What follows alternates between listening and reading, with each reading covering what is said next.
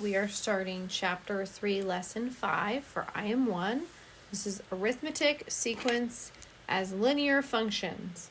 So arithmetic sequences, this means that we are adding or subtracting.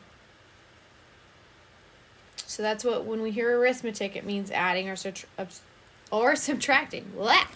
Losing my words there. In an arithmetic sequence, the number being added or subtracted is called the common difference. And each number in the sequence is called a term. So if I have 1, 2, 3, 4, 5, and it just keeps on going, blah, blah, blah, blah, blah, forever, I am adding 1 each time. And so that's my common difference. Common difference. And then each one of these is a term. So this is term number 1, term number 2. And by chance they, yes, have the same number for the term number as they do their actual number because I just started at 1. So the 3 here would be term number 3. So if I had a different sequence, say I started at 5 and I went 6, 7, 8. Now 5 is term number 1. 6 is term number 2. 7 is term number 3. So it just depends on what my starting point was. By chance I decided to start at 1. They're just counting at 1. But the point is that I'm adding the same number each time, or I'm subtracting. So it can go down in an arithmetic sequence if we were subtracting from term to term. Nth term of, let's see. Oh, we're going to go nth term here. So with the equation shown below, we can find any term in a sequence, not just the next few, but any term. For example, we could find the 1,000th or the 100,000th term if we wanted to. So we wouldn't want to have to literally do this 1,000 times to find the 1,000th term. Now this one might be pretty easy, but what if we're adding, 7 each time, or we're adding 29 each time, an odd number that would be hard to just keep adding 1,000 times to do that. Well, we can definitely use this formula right here that will help us work out what that term would be. So it's called the nth term of an arithmetic sequence. And we have this equation here where the nth term of an arithmetic sequence, with the first term being A1, so this is our first term here, boop, in the equation, and the common difference, D, here it is in the equation, is given by, we have A to the N, which just means the nth term of the arithmetic sequence, equals the first term plus n minus 1 times the common difference. So what's n? N is a positive integer. So n is the number that we're looking for. All right, the n is the term number, the nth term. So this is the term that we're looking for. Term we are looking for. Sorry, that yellow might not be that nice to read. Looking for, but I was trying to find a different color there. So it's a positive integer. So we're going to look for anywhere from, the first term to whatever we want. We could even go out, to a millionth term if we wanted, or even farther. So it just depends on what we're given here, and that's the n that we plug in. So let's see what that looks like. I want to actually practice a few of these, and I'm going to switch, I think, over from the yellow because that's, I think, a little tough to look at on here. Let's go back to my blue. So determine whether each sequence is arithmetic, is an arithmetic sequence, and then explain. So we're just kind of taking a step back and we're testing this. So negative 26, negative 22, negative 18, negative 14. So we just need to determine, am I going up or down by the same number? And I mean by addition or subtraction, not multiplication or division. So in this case, I was at negative 26, now I'm at negative 24, so I'm a little less negative. So I'm adding a number and I'm adding 4. That's how I would get down to 22. Now to go from 22 to 18, I'd also need 4. Since it's getting a little less negative, I'm still adding. And then same thing here. From 18 to 14 would be 4. Since I'm getting a little less negative, I'm adding 4. So that is consistent. So yes, this is an arithmetic sequence.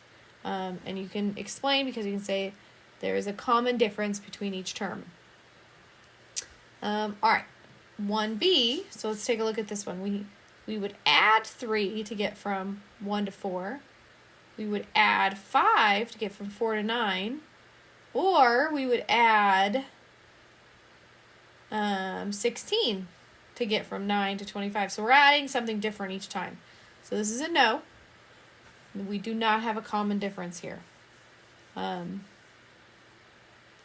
This one kind of looks like squares, although they do end up skipping a number here because we have 1 squared, 2 squared, 3 squared. They skip 4 squared, which would be 16 in the middle here, and they go to 5 squared. So it almost looks like there is a pattern there, but it's definitely not a pattern we're looking for. Okay, so that's something to be careful with. I've seen students pick up on this one because they go, well, that looks like a pattern that I should be able to do something with, but right now we're not looking for that any kind of multiplication pattern. So we would just say no, does not have a common difference. So find the next 4 terms of the arithmetic sequence. We know it's arithmetic. We just need to figure out what are we adding. So to go from 9.5 to 11, well, I know I'm going to have to add 0.5 to get to 10, and then I have 1 more to get to 11, so that's 1.5. And then if I go here, I have to go up 1 to get to 12, and then I need 0.5. So that looks like our common difference, doesn't it? To get from 0.5 to 13, I need 0.5, and then I need 1 more to get from 13 to 14, so plus 1.5. So that's definitely our common difference. So the next 4 terms, I'm just going to give myself 4 lines. 1, 2, 3, 4. So I'm going to go ahead and add 1.4 to each one. I'm just going to keep going. Plus 1.4, or I just noticed. That's weird. I wrote 115 instead of 1.5. I'm just losing my crazy mind here. So if I add 1, I'm going to get my 15 and then 0.5. One thing I'm going to show you, and I think I'm going to have to minimize this really quick to actually pull it up here. I want my, calculator was right there. Okay, so I wanted to show you this. If I go 14 plus 1.5, I'll get my 15.5. And then this is kind of it's a smart calculator. This is on a computer, but it's the same one that's on many of our phones. If I hit equals again, it's going to automatically assume that I want to add 1.5 again. So it's automatically assuming I want to do the last operation. So my next term would be 17. Then I can hit equals again. It's going to automatically assume I want to add 1.5 again. So I'd have 18.5. And then the next one would be 20. So I just want to show you that feature if you've never seen that on a calculator. It's one of those cute little smart features that's on there. Okay, so now that was 17, 18.5, and then 20. All right, so we finished that one. Let's scooch down here. So it says, consider the arithmetic sequence 3, -10, -23, -36, and then so on. Write an equation for the nth term of the sequence. So remember, and this was on this last page here, we're just using this equation here. So an equals,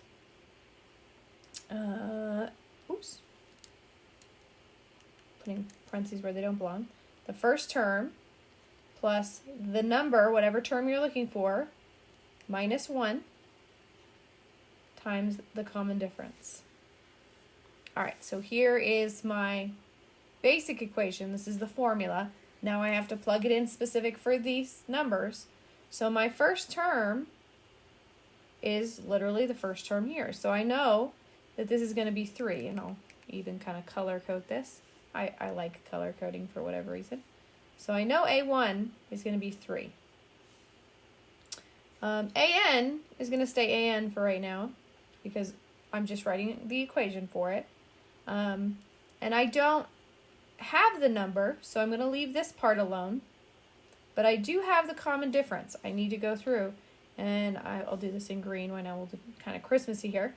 So if I went from 3 to negative 10, that means that I took the 3 away, and then I went 10 more negative than that. So that's negative 13. If I do this guy from negative 10 to negative 23, I had to take away 13 to get from 10 to 23. And it's negative, that's why I'm taking it away. And then same thing here. So my common difference is 13. And I can do a little dot. And you can do just the dot and then negative 13 like that. But a lot of the time you'll see a negative put in parentheses like that just to make sure that you know it's not really being multiplied or subtracted. It's part of the number there. So we're multiplying by negative 13, not subtracting it. Okay. All right, so this is the equation. It wouldn't want the dot necessarily, I don't think, but we definitely want to see that it's being multiplied by 13. And then it says find the 15th term in the sequence. So now we have it written and we get to plug some things in. So now I do know what n is. So let's pick a new color here. We'll go with dark blue. Actually, I'm going to go with pink. Pink is like completely contrasting everything else. So this is my n. So now I know my n is 15, and I can even put it here too. Because this is A15, so the 15th term in my sequence equals minus 1, so it's still minus 1, and I'm going to bring down everything else. So now I have all the pieces I need to solve this guy. All I have to do is simplify this side with PEMDAS. So I'm going to go just to blue now, so I'm going to stop doing all these colors. So the 15th term equals 3 plus, we can't do that yet. We need to do these parentheses. 15 minus 1 is 14 times negative 13. This looks like a 9. I swear that's an A. My A just started to look like a 9 completely. I don't know why I was doing that. So 3 plus, and if we do 14 times 13, let's see, we get negative 182. Remember, it's negative, and I'm just putting in parentheses so that I know it's kind of the negative goes with it.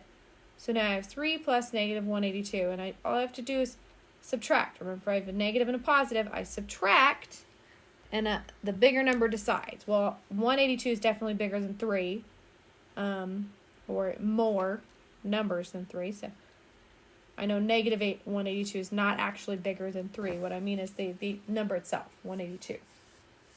So we have negative 179. So this is our 15th term, negative 179.